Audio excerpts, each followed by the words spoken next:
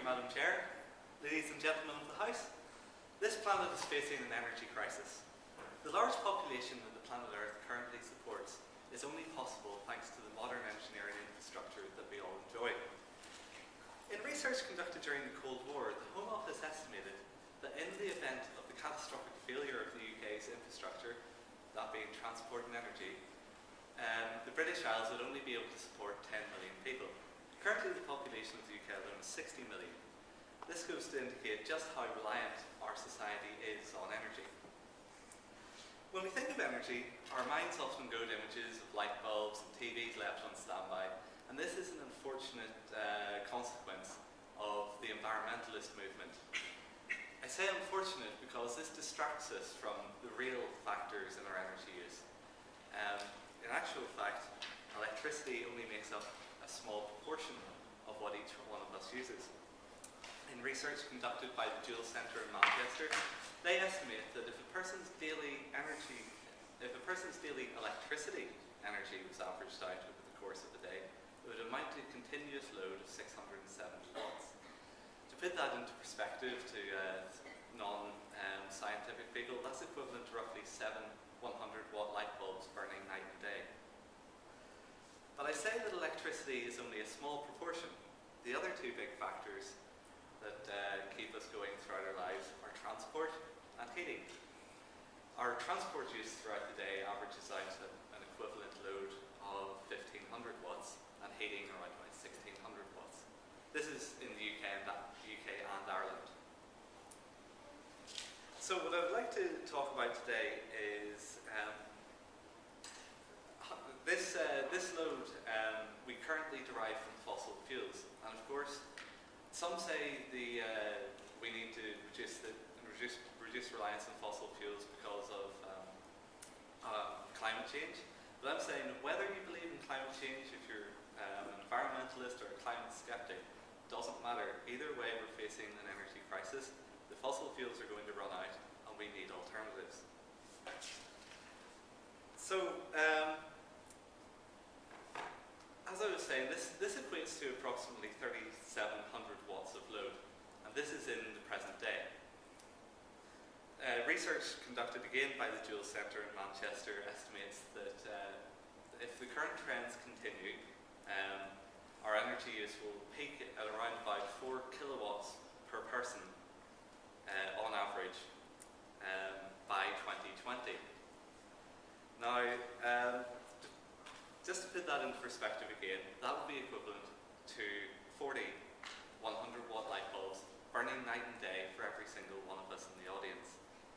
Or, to put that another way, you could leave a kettle boiling water continuously all day long and still have enough energy left to run your washing machine and dishwasher all day long as well. So climate experts are saying that if we're to have any sort of serious effect in stopping the rise of carbon dioxide in the atmosphere, which they say is the main contributor to climate change, we need to reduce our fossil fuel emissions by 90%. Given that Ireland's energy is almost completely derived from fossil fuels, with a little bit of input from electrical wind energy, that essentially equates at the present moment in time to us needing to reduce our energy consumption by 90%. So I said earlier that we use, on average, 4 kilowatts or 4,000 watts of power continuously throughout the day. So if we were to reduce that to just 10%, that gives each one of us an energy budget of 400 watts. Now, if you go and look up the UN statistics, or even the CIA statistics for countries around the globe, there are very few countries where people actually live in so little energy. Countries that do include places such as Bangladesh, Haiti, Ethiopia, and the Congo. Politically, it would be regarded as something of a tough sell to have your electorate reduce their lifestyle so radically. You'd be asking everybody to give up the way we heat our homes, to give up not just their cars, but basically all forms of fast public transport, and essentially revert to an almost agrarian lifestyle.